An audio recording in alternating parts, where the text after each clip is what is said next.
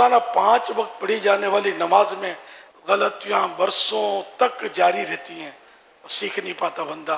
तो जिंदगी में एक बार हज फर्ज होता है, वो भी साहिब इस्तिताअत पर, जिसके शराइत पाए जाए। तो अब वो कितनी गलतियां करता होगा और क्या क्या करता होगा। ना सीखने का रुझान है, न तरबियत लेने का जो खास रुझान सबका नहीं होता। तरबियत भी है तो उसमें मोटी मोटी बातें हैं, इसने मैदान अरफात इस तारीख को जाना है, मीना में इतनी नमाजें पढ़नी, इस तारीख को जाना, ये बस चंद बातें हो तो इससे ये समझता है कि बस ये हज का मेरा जदवल है, मेरा हज हो गया। तो इसमें कम से कम बंदा सीख कर अपने तौर पर तो मुतमईन होकर जाए, सीखने के हवाले से कम ये कि रफीकुल हरमैन ना पढ़ी हो तो पढ़ लिया, अब वहाँ पढ़ेंगे जाकर। तो शुरू सफ़र यहाँ से होगा, पढ़ेंगे वहाँ जाकर। अहम सफ़र है, मुक़द्दस सफ़र है, ज़ौक़ व शौक़ हो, रिक्कत हो। हवाई जहाज़ जब फ़ज़ा में हमवार हो जाए तो फिर भले आप नियतें कर लें, और ऐलान भी होगा वहाँ हवाई जहाज़ में। हज फ्लाइट में ऐलान होता है, उम्रे वाले भी ज़्यादा होते हैं ना, तो मैंने नोट किया कि ऐलान होता है कि एहराम की नियत कर लो।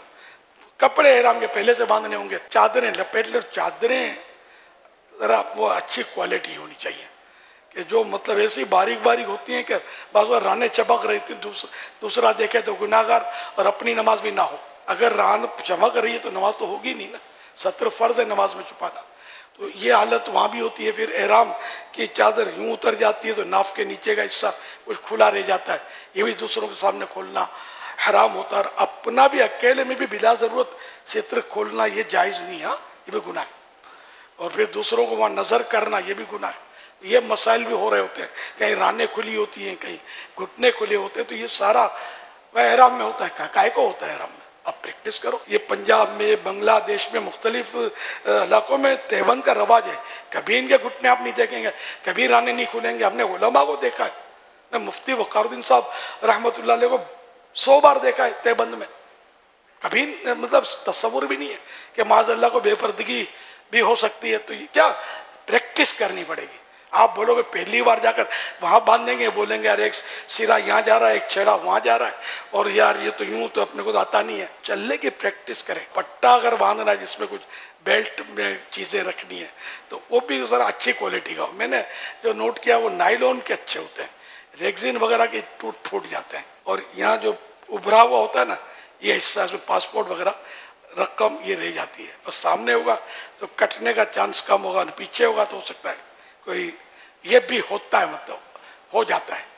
अल्लाह पाक रहम करे। तो चोर जो है ना हर जगह ये पहुंच जाते हैं, माज़अल्लाह पकड़े भी जाते हैं। बाजू बात तवाफ पे भी वो गड़बड़ कर देते हैं, निकाल लेते रियाल वगैरह। तवाफ में ये होता है कि बाज लोग दिल आजारियां भी कर रहे होते हैं, तो धक्का मारा कोई नहीं, मारा अंधा है, दिखता नहीं है, हट रास्ता दे। तो ये नहीं करने का हमको, बल्कि कोशिश करनी का हमारा बदन किसी से बिला वजह टच भी ना हो। औरतें भी साथ में चल रही होती हैं, टोलियों में बाज़ चल रही होती है, बाज़ अकेली चल रही होती हैं, मर्दों के करीब आ जाती है, मर्द उनमें जा पड़ता है, बाज़ धक्के लगते। तो इसमें अपने आप को संभालना, तो यूँ जितना हो सके अपने आप को समेट कर चले कि हम मेरी वजह से किसी को, अपने को भले कोई अगर कोई धक्का ठुड्डा लग जाता है नो प्रॉब्लम, यहाँ जो धक्के खाएगा वो जल्दी मंजिल पार कर लेगा, यहाँ गिरेगा वो जल्दी संभल जाएगा। आपकी वजह से कोई ना गिरना चाहिए, ना आपकी वजह से किसी को धक्का ठुड्डा पड़ना चाहिए, ये ख्याल रखना है। ना कोनी लगनी चाहिए। अपनी ताकत का मुजाहरा करने का ये मौका नहीं है, ये आजिज़ी के इजहार की जगह है। और जितनी आजिज़ी करेंगे इतनी इंशाअल्लाह आपको उभार मिलेगा और इंशाअल्लाह बुलंदी पाएंगे। फिर बड़ा आदमी थक जाता है, सफ़र जो इनमें बड़ा चीम हो जाता है। सही बात है, इतनी मशक्क़त कभी ज़िंदगी में की नहीं होती है।